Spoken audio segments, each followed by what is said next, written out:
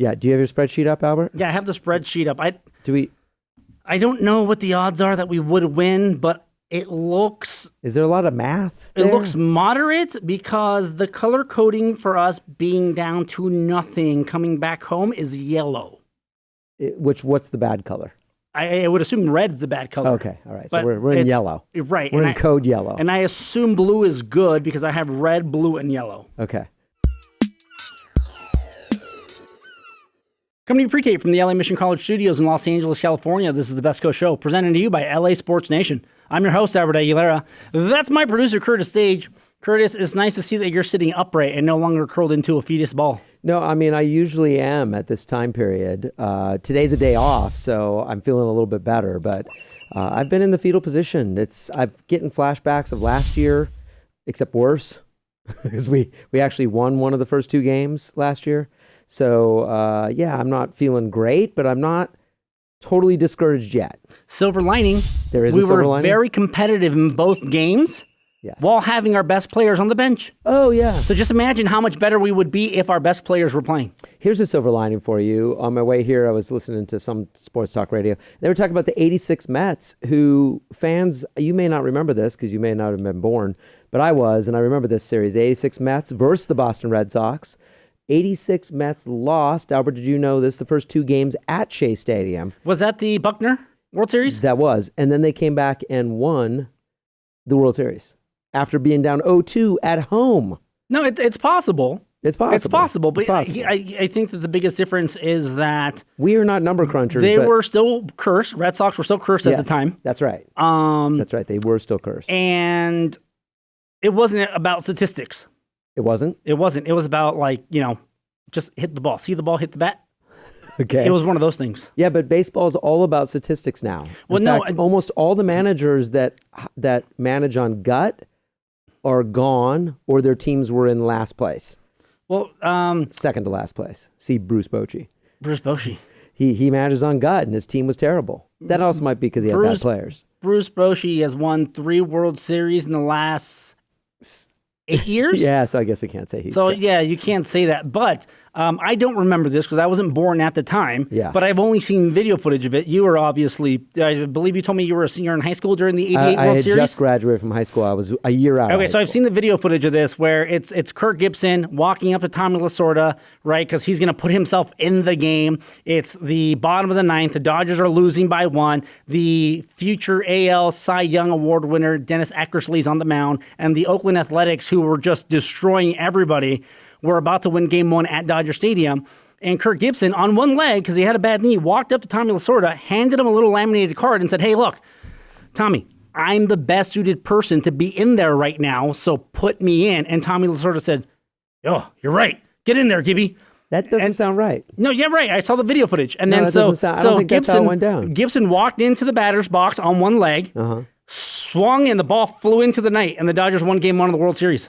And ultimately ended up winning the World Series Now, that that year. did happen, but I don't think that there was a card with any analytics on it. I think that none of that happened. Oh, that's right. Oh. That's right. Okay, got it. Because you had your best player come up for you Even though he was really hurt. on one leg because he did it with guts and grit.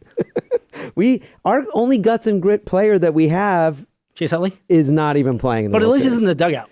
I would rather have him than Brian Dozier. Can Brian Dozier get hurt, and can he be replaced with Chase Utley for a few final games? You could, in the event that you're on that roster and you do get hurt, yes. Somebody's hurt. I mean, Chase was doing bad in practice in Fenway. Why? I just had an idea. What? Someone takes a phantom injury. Yes. Corey Seager, who cannot throw, becomes the DH. Can he hit? I'm assuming he can hit. You don't need your arm to do that in order to swing a bat. Okay. I mean, look at Ohtani, right? Ohtani has to have some kind of arm But he can still surgery. hit. But he was still hitting. Okay, so I don't know that we could bring Corey Seager back at this late juncture. I don't think he's even swung the bat at all in months. Maybe he has. Maybe he's been working out. I mean, I know he's there. Chase Utley would be a long shot. I kind of look, if the Dodgers are going to lose this World Series, can we please at least see Chase on the final, in the final deal? I mean, When we're down 0-3? Yeah. I mean, might as well. Somebody gets hurt. They call Chase up. He has his final at bat as a professional career in the World Series. That's what I'd like to see. But anyway, I digress. I mean, but that wouldn't happen unless someone got hurt or we can hit someone with a phantom injury. That's easy. That happens all the time. I Now- mean, Clayton Kershaw's had that for 2 years in a row. That's true, just so we could use him later in the playoffs. Yeah. Now, let's talk about game one for a second, where apparently Kershaw was trash. Now, Yes, I'm not a apparently. Kershaw sympathizer or apologist. I am. You are, Yes. but let's be real about a Best couple of pitcher things. of our generation. Let's be real about a couple of things. I am a realist, though. Clayton Kershaw goes out there, Mm-hmm. and due to I'm not going to call everyone's like that was a strike, and strikes are subjective. Yes. I'm not gonna Okay. I'm not gonna argue that because How about foul balls that could have robot been umps caught? would have gotten it right, but we don't have robot umps now. That should. fly ball gets caught. Inning over. That inning is over. Yeah. That ball in that freeze miss that was popped up over first base near the foul line, that gets caught. Inning over. Well, here's a Mookie good- Betts doesn't get literally 5 do-overs in his first 2 at-bats. Those 2 little rallies never happen. Yeah. Well, and maybe. I'm not going to... No, they wouldn't happen because had he gone out, those rallies would have never happened. That's true. Now, you're sitting there, you're going, oh, well, Kershaw gave up 5 runs. Blah, blah, blah. Well, 5 runs were charged to Kershaw. Yeah. Okay. He didn't come in and throw the Madsen... meatball. Exactly. Yeah. It's Wood and Madsen who've given up the inherent runners. So I'm not going to say, oh, yeah, because Kershaw got lit up. He didn't. He was pitching effectively and efficiently. It's just that the defense did absolutely nothing for him. Yes. So And our defense has been good pretty much all year. Yeah. We've had a good defense. Have we had a better defense than Boston? Maybe not, but we have a good defense. And, I could chalk some of that up to we're playing in Fenway and the players aren't used to playing in Fenway. Jock doesn't know how to play out there which in left I field. don't understand. Freeze. Why? Why is it that every diamond has to be exactly the same dimensions, but when it comes to the field of play, they can be whatever the fuck you want? That makes no sense. That like Dodger Stadium, you look at it, it's a snow cone, right? Yeah. That's Perfect stadium. that's a normal thing. perfect. But you look at the garbage that we have in Arizona, in Petco. I mean, Houston had a hill. Yeah. You look at the garbage out in Boston, you're kind of like, why is there a 90-degree angle in the 'Cause middle it's of right fun. center? Because it's fun. Albert. No, It's fun. And here's what bothers me about the like AL NL World Series, where the American League has a huge advantage every year going into it because in the American League parks during the trade deadline, during the winter meetings, during the offseason, whatever, American League general managers literally go out to find someone whose sole job is to hit the baseball. Yeah. National League people don't do that. Well, now, we did. The We got Dodgers, Machado. The Dodgers, no. Machado plays shortstop. He plays shortstop Okay, and he true, hits. true. Right? The same way that the Red Sox have a shortstop and he hits. Yeah. But the American League team specifically have one dude on their team that they pay a boatload of money JD Martinez. to just hit. Yeah. Nothing else. Yeah. So the Dodgers happen to be in a situation where, when the team can hit, the whole team can hit. So that's not a huge deal, but it's kind of like, okay, why are we playing in 38-degree weather? So you're saying you want the World Series to be played in a neutral park? I want there to be... Is that what you're getting at? Kind of. I want there to be an area where, like the Super Bowl changes every year, but Yeah. Super Bowl's only one game. There's got to be like something where Major League Baseball says, listen, the dimensions have to be similar. Not the same, but similar. I kind of like that about baseball. Why do you have a giant wall in left field and then a parking garage door and then a 90-degree angle where if Kike were to walk 3 steps to his right, the home plate camera that see. you're not gonna be able to see him because you're like, where the hell did he go? He's hiding around that corner. Yeah. I mean, I kind of like that. And then you look at their right field wall, Yeah. it's like 3 feet off the ground. Yeah. Well, and people have made great catches over it.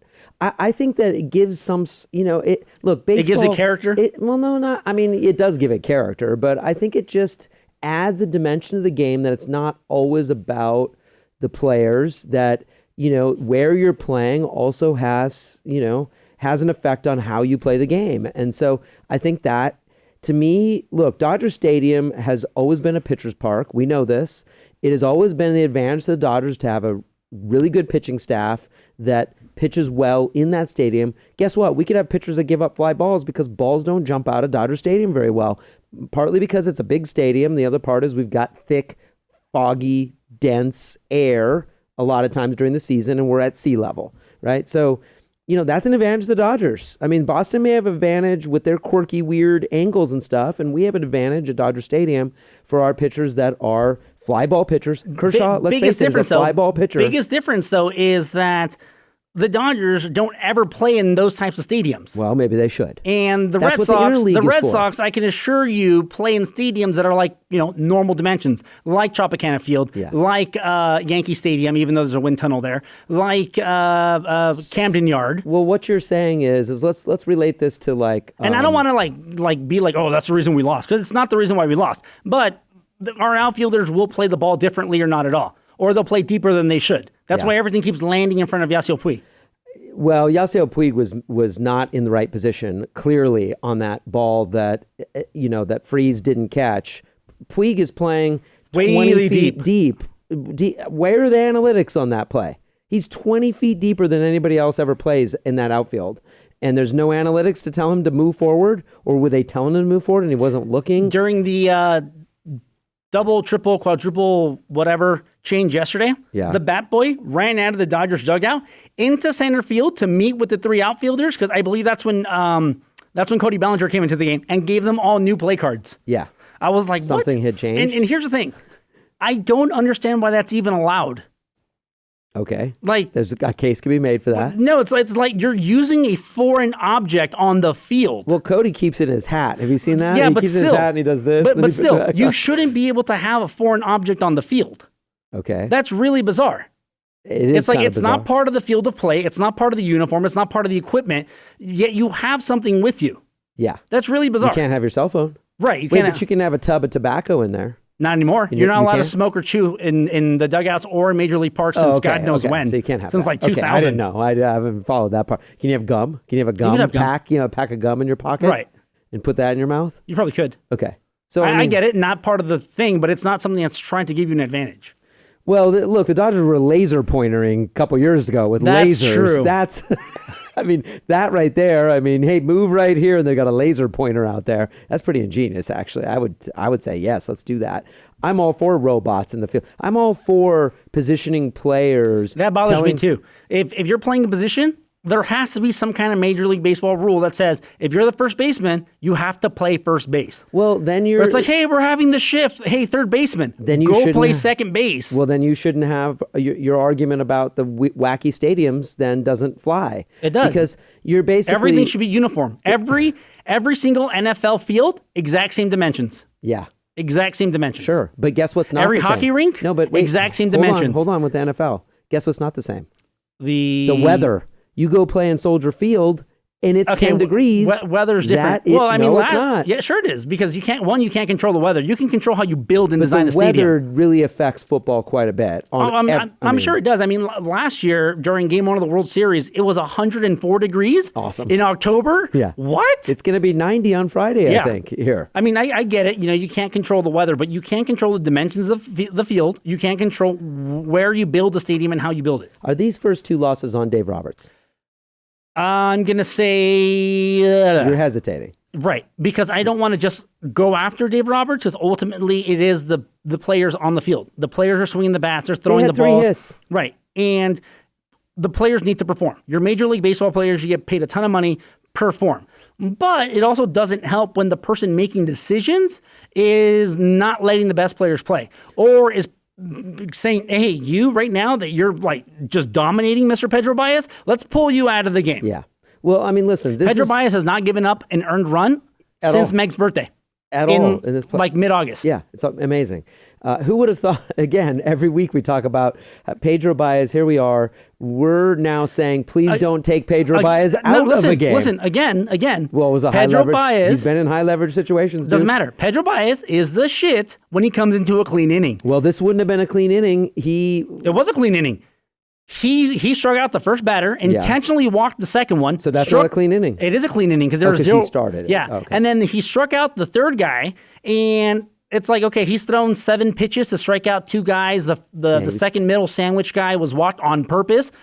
Yeah. Why don't you leave him in there? Well, it was the analytics saying, my little charts, and this thing's yellow. My Alex Wood chart says, fat ball coming right down the middle. Yeah, and it's, again, the reason we talk about analytics, let me talk to the nation. Nation, we've gone over this. Analytics work in baseball over the course of 162 games and an 8-month-long regular season, because the law of averages will average itself out and things will work. But when you go into the playoffs, you can't factor in analytics that took place in April, May, June, July, August. You can't. You just can't. Well, let's because go back Alex to Kirk Wood, Gibson. Let's go back to Kirk Gibson. Alex Wood, remember, his stat was like 0 for 160 where lefties were like not hitting home runs against him. Yeah. And he was absolute trash in September. Yeah. Absolute trash going into the playoffs. And he comes in, his very first 2 appearances, he gives up back-to-back home runs to left-handed hitters, who he's supposed to be the kryptonite for. Yeah. Well, he did have one good inning against the Brewers.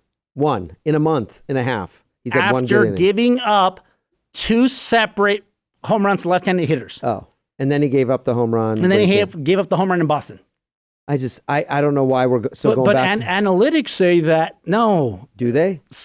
No, they do, again, over the course of an entire season. Yeah. I cannot But can't we narrow the analytics down to the last 3 weeks? Exactly. That's what you're supposed to do. You're supposed to be like, oh, this one particular dude is just destroying the baseball? He should be playing. Oh, no, there's a left-handed pitcher. Yeah. No, we can't do that. That's ridiculous because you're playing best 3 out of 5, best 4 out of 7. Yeah. The sample size is too goddamn small to be like, oh, well, the statistics that take into consideration, I don't know, the first half of the season in April when people were fresh and not hurt. Yeah. Well, they really make a case for him in late October. Yeah, I mean, it's tough right now. Nobody on the team. I mean, Turner's hitting. Machado's somewhat hitting. Puig is hitting. Doesn't Machado have like 5 hits and 8 at-bats? Yeah, they're hitting. Machado and Freese have been just wrecking the baseball. And you got David Freese who goes out there, gets back-to-back hits, gets the only run scored, and then he gets pulled. Yeah, because he doesn't match up. That doesn't make any sense. This is the thing. You have the NLCS MVP coming into yesterday's game in the 8th inning, I believe. His first at-bats in the 8th inning, and people are like, oh, well, Cody's only hitting a $189. Okay, great. He's only hitting a $189, but guess what? In the NLCS, he was only hitting a $189, and he was the MVP because he had those crazy catches and the 2 clutch hits. Yeah. And if I'm in Boston, where the weather is a factor because it's cold as shit, meaning the ball is probably not going to go out of the park as easy, but at the same time, the wind is blowing the ball. That's why you're misjudging fly balls. I have a guy who can literally hit the ball out of the stadium. If he runs into one, why is he on the bench? Yeah, last night the Dodgers had 100 home runs sitting on the bench. But that includes Yasmani Grandal, though. But I don't want him behind the plate. I don't want him behind the plate. I like that Barnes. You're that okay Barnes with is 2 there. strikeouts. Yeah, I'm cool with that because he's keeping balls in front of him, and at the same time, he's going to sit there and literally make a pitcher work because he's going to watch pitches.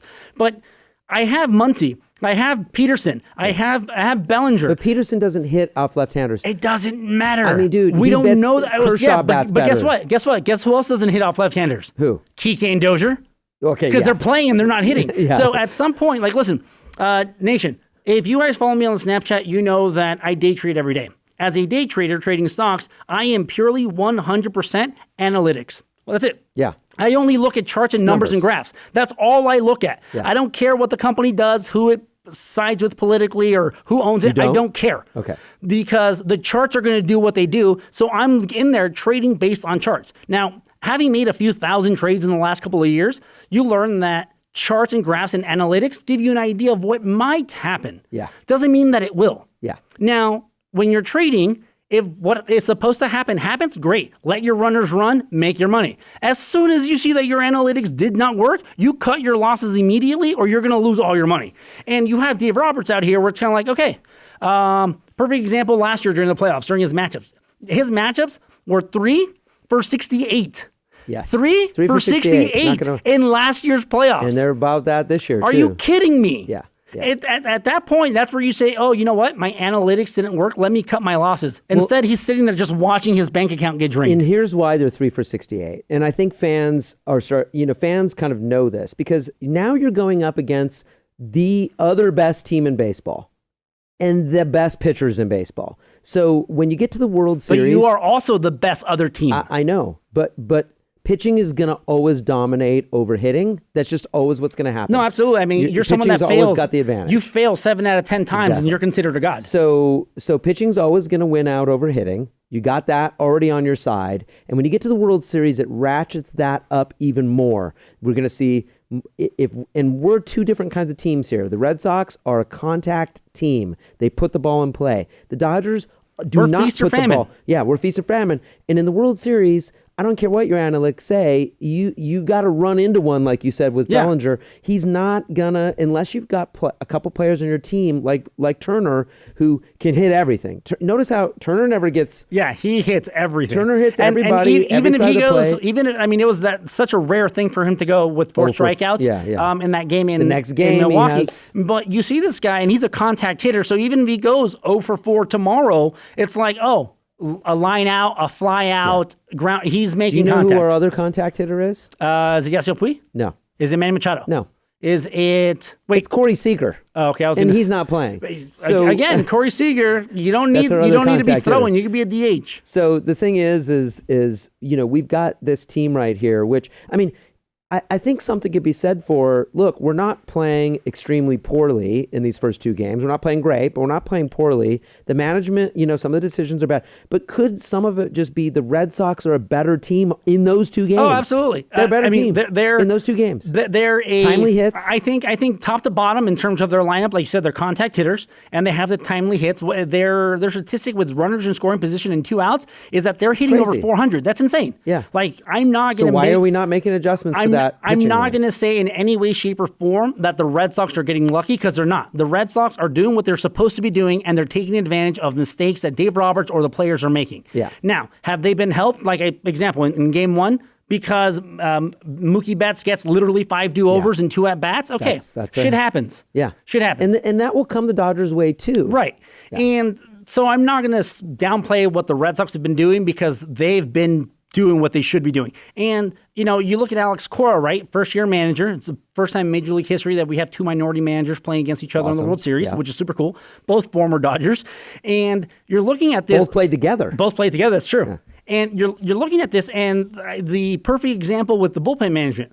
Why is Dave Roberts overanalyzing the bullpen when there's no double switches in the American League? I know. The pitcher doesn't he bat. ran out of players in the 8th inning. In the 7th and in the 8th inning. He ran out of players. Are you kidding me? That only happens in the National League. And it's kind of like, okay, so meanwhile, Boston had 6 guys on the bench. You're destroying your bullpen for no reason whatsoever. You're making terrible managing decisions. Our bullpen has been good. And Alex Cora's out there like, okay, so my starters are doing pretty good. They might not in the next inning. It's 35 degrees outside. Hey, Kelly, start getting warm, because you might come in an inning and a half. Hey, get him warm early. Yeah. Hey, Evaldi, since you throw 99, 100, 101, you start getting warm up too. Meanwhile, you have Dave Roberts that's like, let me wait on Alex Cora to make a decision about the hitter.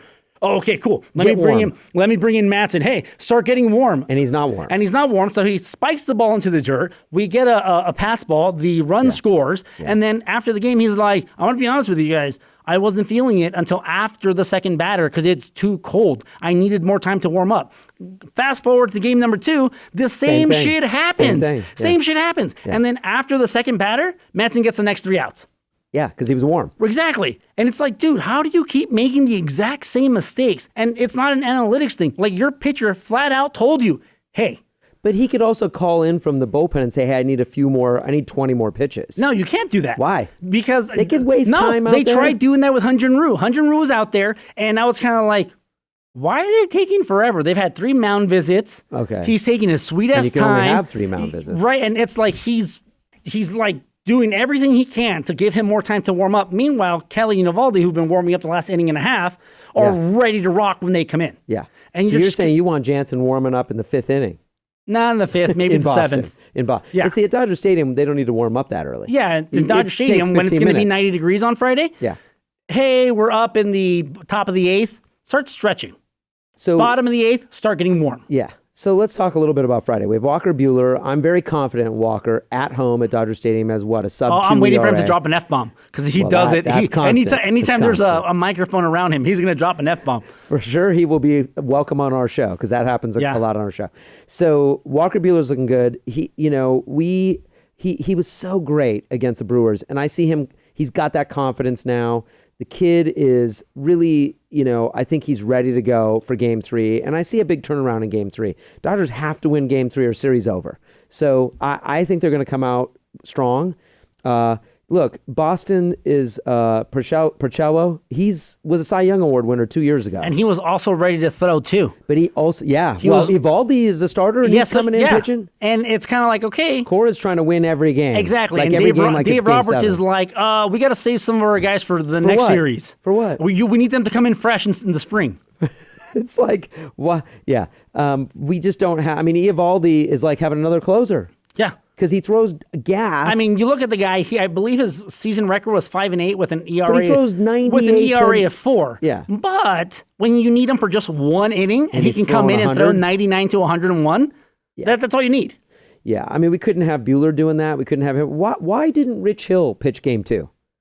Hyun-Jin Ryu was fine. Hyun-Jin Ryu was fine. He wasn't terrible. He did a great job. But he is unhittable at Dodger Stadium. He was unhittable yesterday. The dude goes out there. He did pitch a good game. He gives up 1 run in 5 innings. He wasn't his best, but he pitched a good game. But he goes out, and I believe he only gave up 2 hits in 5 innings until that 5th inning where he strikes out the first 2 batters, and then it kind of got out of control. And it's like the dude was fine for 5 2/3. Would you have kept him in there and had him try to pitch out of that bases loaded 2-out No, jam? at that point I would have brought in Baez. At that point I would have brought in Pedro Baez. But it's only the 5th inning. Doesn't matter. Okay, because it's you had the lead. Because it's the World Series. You had the lead. You're the lead. Yeah, this is the World Series. You play your best players. But what if we're complaining? What if he pitches Baez 1 inning? He just is that 1 inning, or maybe the 5th and 6th. Let him come in for the. And then who? Okay, you gave him an inning and a third. You still have Kenley Jensen, who hasn't thrown in like a week. Yeah, right. He could pitch 2 innings. You at some point could be you like, gotta win one in You Boston. could say, hey Walker, get your shit together because you're going to pitch game 4 instead. Go out there and pitch the last 2 innings. There is no tomorrow. This is the World Series. Yeah. So you're kind of more of the throw it all up against the wall and see what happmes. Yeah, like Gibson in the '88 right. World and Series. again, with analytics and this bullshit that Dave Roberts keeps doing, you've been shown in very crucial game-losing fashion that they're not. See you, Darvish. Yeah, that they're not working for you. Yeah. So at that point, who gives a fuck if Cody can't hit a lefty? Yeah. Let him maybe run into someone. Give your team a puncher's chance. Caleb Ferguson not on the World Series roster. Instead, we've got no clue. Alex Wood. No clue. Caleb Ferguson hasn't given up any runs either. Well, it's because Caleb Ferguson can't pitch every day. That's what Dave Roberts said. That guy's got so much movement right now, and Wood has no movement on any ball that he throws. There's 0 movement. And Wood love has Alex to have Wood. someone sex tape. Listen, I'm serious.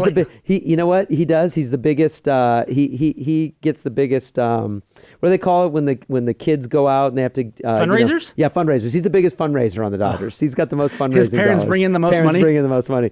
Look, I like Alex Wood a lot. He's a great pitcher. Let's face it, he's run out of steam this at the end of the season. He's done. He is done. He's pitched 1 effective inning in a month. He's done. But here we got Ferguson, who they don't put on the World Series roster. It's like Dozier, ineffective. We've seen it now, a month, ineffective. Yet we have Chase Utley, who did get robbed yesterday, though. He did, but we have Chase Utley, who obviously look. Chase Utley is not better than Brian Dozier at this point in his career, but at least Chase Utley gives you that. I could get hit by a pitch with bases loaded shit. He gives you a chance. And he can bat against right or lefties, and he gives you a chance because he's shifty and cagey. We need something in the World Series to inspire people. I'll take a Chase Utley over a boring Brian Dozier who's hitting .98 last month. Point? I'll take Andrew Tolles right now. 0.98. I'll take Andrew Tolles right now. I need somebody that can shake things up. We need somebody. But does it matter, though? Does it matter if you have, let's say, for example, Ferguson was on the roster. Let's say Chase Utley was on the roster. Let's say Corey Seager was on the roster because he came back in August, the way Julio did. Well, of course, Seager's on the roster. Would Dave Roberts even be playing them? Yeah, because he plays everybody in the team. According to because he plays everybody in the team. Don't tell me that the NLCS MVP is going to get 1 at bat in the 8th inning. That is what it's going to be. That's so fucking. And here's what's going to happen. It's like Little League. He's got to play all the players. It's so dumb. How do you run out of players in an American League ballpark in the 7th and 8th inning? Okay, everybody gets to play today. That's what it is. That's everybody stupid. Plays. Everybody's playing. All the pitchers, all the hitters, everybody's playing. What that's what we're happening here. Look, baseball's changed. When I was a kid, when I was younger, you had a set we've talked about this a lot over the last 3 years. You had a set lineup. You knew who was batting at what time. And And every day it's like, who's leading off? Like David Freese is leading off. Oh, Cody Bellinger's leading off. I get that to an extent because you're right. Me growing up watching the Dodgers in the 90s, early 2000s, you knew what the lineup was going to be every night. And if it was different, it's because, they gave Eric Karros the night off. Mike Piazza got the night off. Raul Mondesi's got the night off. The reason why that lineup was the same is they were your best players. Right, or someone was on the DL, you know? But you're right. The best players played every night. We do have a lot of good players on the bench. There's no doubt about that, but a lot of them are struggling right now. So that's our point, is a lot of them are struggling. Why not go with the hot hand? You're saying that the analytics are just a big sample size. Let's shrink the analytics down to the last 3 weeks. Let's shrink it down. If you shrink the analytics... Like, who's hot? I mean, every year in the playoffs, and we've seen this, every year in the playoffs, there's one dude that gets hot. Not necessarily in the Dodgers, but just in remember when we were playing the Mets and Murphy, for no reason, Murphy turned into this guy who picked up a bat that was struck by lightning and just started destroying everything. On steroids too. I mean, let's face Probably. it. But let's go back to 88 again, because that's the last, maybe we still may be waiting another year. But let's go back to 88 But that did happen again. though, right? He gave him a laminated. No, there was no lineup. Oh, that never happened? There was no card. That never happened? What happened was Gibby went into he just on his own went into the clubhouse, started hitting balls off the tee, grabbed a bat boy, said, "Go up and tell Tommy that I'm ready to go." And Tommy's like, "What the fuck? Okay, you're in." Well, and that was it. There was no analytics. When was the last time we saw that?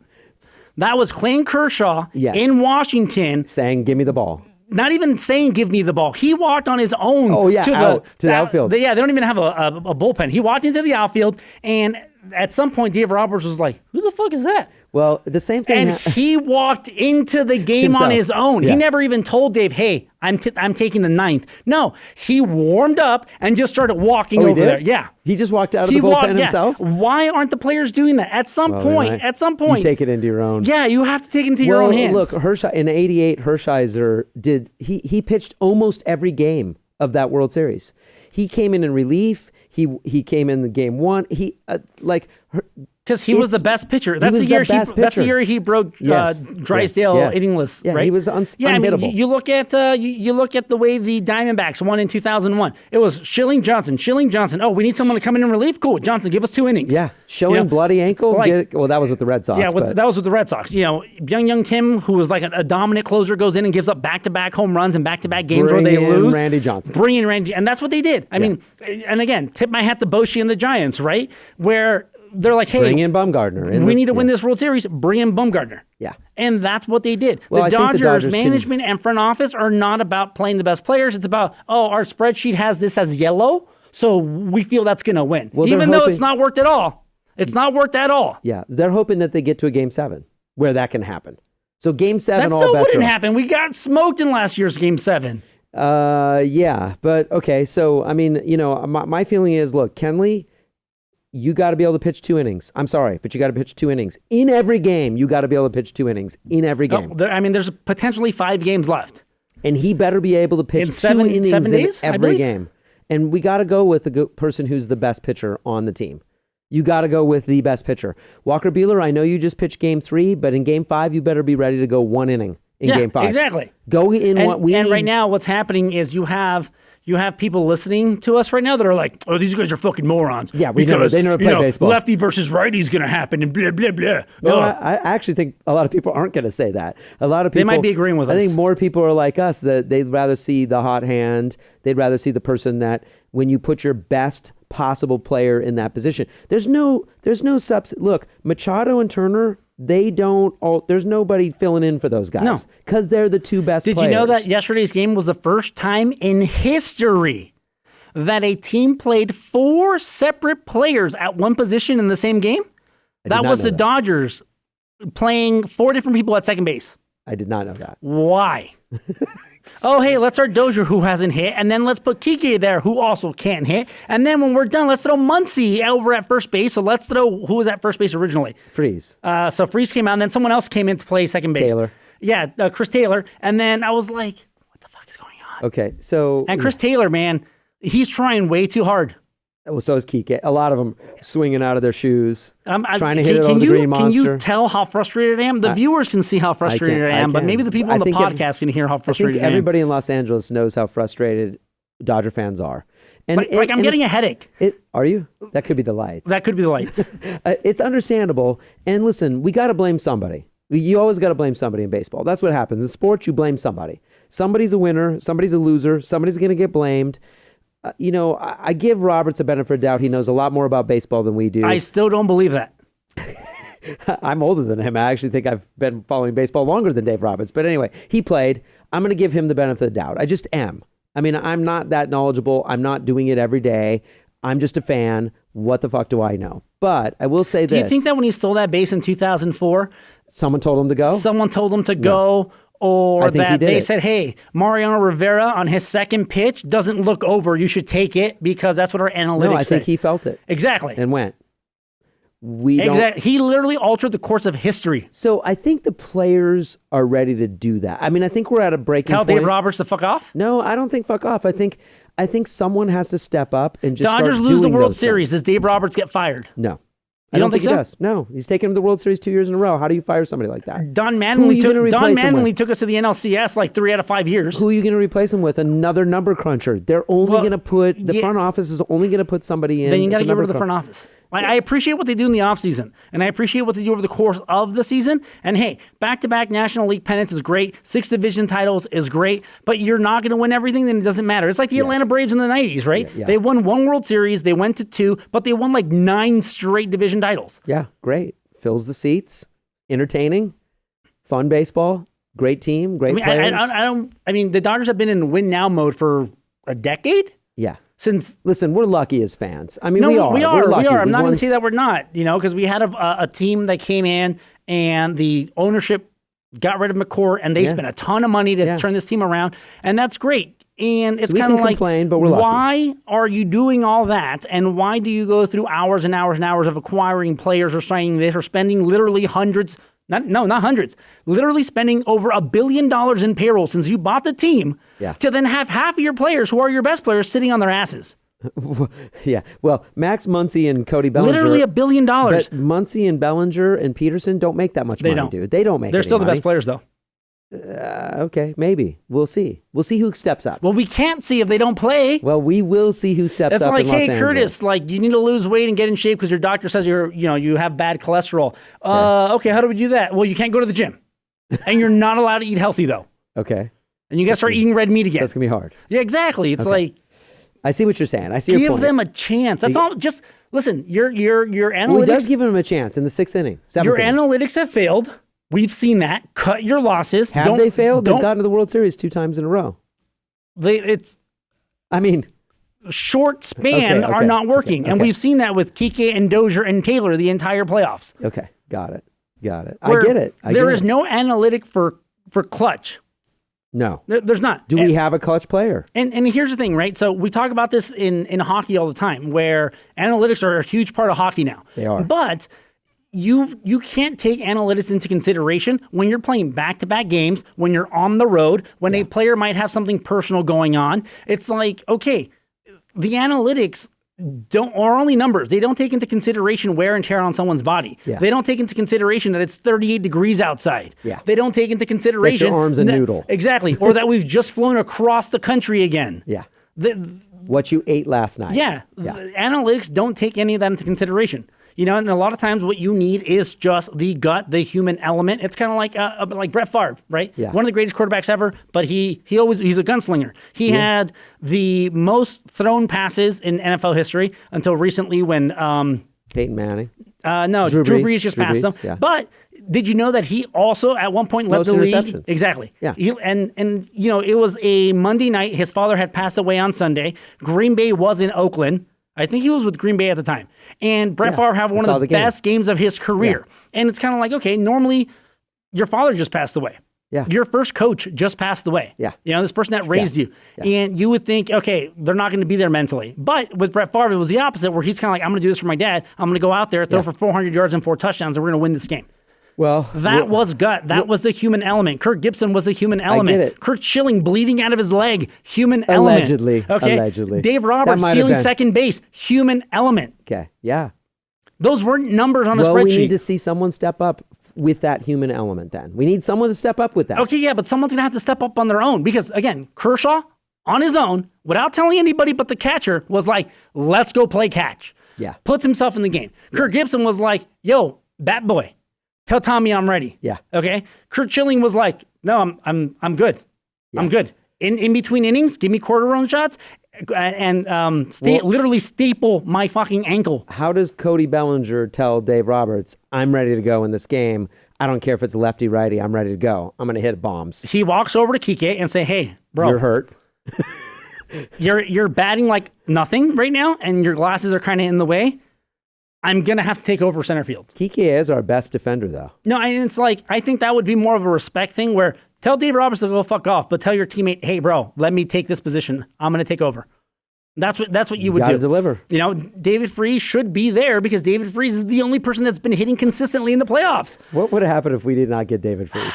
Wouldn't be this far. And David Freese has defied all analytics, essentially. And you know why? You know why he was brought in? Because he's a crafty veteran that was clutch, who had the experience. Like Chase Utley. He's our younger Chase Utley. Yes. He's coming in there because he has the experience. He does. And you can't measure clutch. Listen, dude, this whole team except Muncy has the experience. We were there last year. Everybody on this team, Kike has experience. He was in the World Series last year. He single-handedly beat the Cubs last year. That's true. But when you talk about someone like Chase Utley or David Freese, you're literally talking about 10, 12 plus years of service. Yeah, we're talking about crafty. Cody Bellinger, even though he was in the World Series last year and set a World Series record for 27 strikeouts, I think it was 27 strikeouts or 17 strikeouts in seven games, has only been in the league for 2 years. And here's a really interesting stat. Did you know that the Bellinger family has a six-season consecutive streak of playing in the World Series? Really? Yeah, his dad played for the Yankees in 98, 99, 2000. When you say played, I mean, come on. Well, no, he was on the roster. He was on the roster. 99, 2000, 2001. And then in 2002, he played for the Angels, and then he retired. And then Cody came in last year in his freshman year, goes to the World Series, and then again in his sophomore year goes to the World. That's 6 straight. That's nuts. Wait, was Clay Bellinger, that was the only time he was in the MLB? World Series? Yeah. And he was in the World Series. It was the only time he played. No, I'm sure he played prior to that, but the current streak is 6 straight years. That's pretty nuts. With a big gap in between. Still. Okay. Well, I mean, his son, it's kind of like Roger Clemens playing with his son when he was in minor leagues, right? Clemens was like 46 and his son was like 19, fresh out of high school. Exactly. Or when both Griffeys played with each other for like 10 games. Do you know, let me ask you this, and we're going to wrap this show up, but is Bryce Harper that gritty player that we need? Oh, absolutely. Okay. You know why? Because Bryce Harper gives 0 fucks. Bryce Harper would be like, no. Well, he's another player you don't platoon. Right. And so he's then someone we else. have 4 players you don't platoon, because you don't platoon Corey, you don't Turner, Harper you don't platoon. Who else? Oh, well, Machado won't be on the team. We platoon first. We platoon the catchers. We platoon. So we platoon everybody but those 3 positions. Right. Okay. So this is terrible. Kind of. All right. What's our gift of the day? I don't even want to go to the gift of the day. It's just, it makes me cry in a good way. On a bright note. Yes. I have a 4th date. Oh. With Nashville. Your Bumble dates. Yeah, with Nashville. Yeah. Like, remember how it was all about, sorry guys, I'm digressing here, but this, I swear to God, this ties into the Dodgers. It does. Okay, so you remember how I was kind of like, Twitter help, like I don't know anything about country music. Turns out she wasn't into country music. Sure. Whatever. But it does do music. Okay. She's sang the national anthem at Dodger Stadium as a kid. Really? So I was like, this is a sign. Okay. This is the only chick from the wacky Bumble dates that I've seen multiple times. Okay. And she, by coincidence, goes and sings the national anthem as a kid at Dodger Stadium. So I YouTubed the video and I was like, holy shit. Is she good? Yeah, well, yeah. Like, I was like, hey, wow. Like that came out of a 12-year-old? That's pretty nuts. So that happens, right? And then she hits me up and she's like, oh, and this is where I kind of got like, oh, what am I doing? She was like, oh, hey, that's really cool. The Dodgers are going to the World Series. My mom just told me. And like, I need to post something on Instagram. What should I say? And I was like, well, you could say XYZ. She goes, I don't know what that means. I go, what do you mean you don't know what that means? She's like, I don't watch sports. Yeah. I just kind of like, It's going to be tough for you. Right. And like, I'm taking her to a Kings game on Sunday. Great. And she doesn't watch any kind of sports. So I was like, this will be interesting. Well, I guess I could teach you sports and you can teach hockey, me like, not sports stuff. Singing. You could start singing. Maybe. Hockey's a good, look, Kings game's a good place to start off. She'll be addicted. I think she will. All right. At least I tied it back to the Dodgers. You did. I did. You did. Guys, our gift of the day. Our gift of the day, this is Kirk Gibson not handing Tommy an analytics sheet and then hitting a game-winning home run in Game 1 of the 88 World Series, which was his only at-bat, and the Dodgers came in and won that World Series against what should have been the greatest team ever. They were a good team. In the Oakland A's. They were a good team. And Dennis Eckersley was the AL Cy Young winner that year. Yeah. Yeah? The A's that year won over 100 games, and the Dodgers did not. They we were supposed to lose to the mighty Mets. Well, and the Dodgers were terrible. I mean, that group of guys. It was Hershiser. It was a ragtag team. Ragtag team. We And don't what even was it? have a ragtag team this year. We have a good team. Yeah, and it's like, what was it? It was Hershiser going in there and pitching when he had to. Yeah. It was, oh God, he just resigned from the Angels management team. Sosha. Yeah, it was Mike Scioscia going in there being greedy as shit and like protecting home plate. Yeah. You know, that's what it was. It was Kirk Gibson kicking Jesse Orosco's ass for putting tar or eye black inside of the hat. That was in spring training. Yeah. Exactly, and that's what it was. It was a cultural thing, and it was kind of like let's be gritty. Let's do what we're supposed to do. Not hey, well his knee's bad, and you know. So Dodgers, you got to get gritty. That's it. You got to get gritty. I'm so frustrated. That's it. Like I don't even want to do the closes because Could I'm the going to fuck up Dodgers the closes. fans get gritty? Could we get gritty in the stands? Listen. Got to be loud, and it will be loud. Well, here's the thing though, right? Like a lot of people want to go to the World Series, It's but too World expensive. Series Game 3 seats, even down 0-2, are more expensive than Game 1 seats in Boston. That's bad. And we And seat Boston's like the smallest- 20,000 more people. Yeah. That's ridiculous. We also have a lot more people And, in you know, Los I don't know if Angeles. you've kept up with the Twitters, but you know how like our fan bases are predominantly female on the King side? Yes. Well, on the Dodger side, what we've noticed over the last, I don't know, month and a half is that the women on Dodgers Twitter are also extremely active and they're thirsty as hell. So I'm thinking, okay, what if we had a ton of front row Amy's help us out? But then we're like, oh, wait, that's right. Those seats are $2,200 a piece and none of us can afford At it. least. Yeah. Terrible. We'll see. I think the fans will be loud. Game 3, Walker Buehler on the mound. I think we're good. I think I'm we're upset. good. We're going to win Game 3. All right, guys. That's been our show. Don't forget to stalk us on Twitter at Besco Show. Don't forget to check out all the stuff on the Instagram. That's all the behind-the-scenes action. Also at Besco Show. Hit that subscribe button. Give us a review. That'll really help us. You can find the podcast on iTunes, SoundCloud, Stitcher, really anywhere podcasts are heard. Come on, Dodgers. We can do this. But that's been our show, and you guys have a good night.